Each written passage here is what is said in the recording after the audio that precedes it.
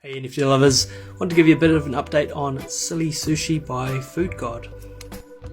In this current bear market, unfortunately it didn't mint out, and that meant that they had to drop the supply down to 3,333 from the original 10,000. So we're actually seeing this quite a lot on a number of recent projects where the demand is just not there.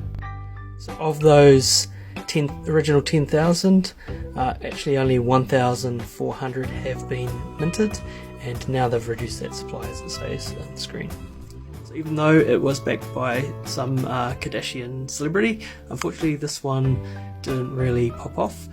It's really hard at the moment for this current bear market, so as always, do your own research. I ended up holding back, and then because the volume was low, I didn't mint anything.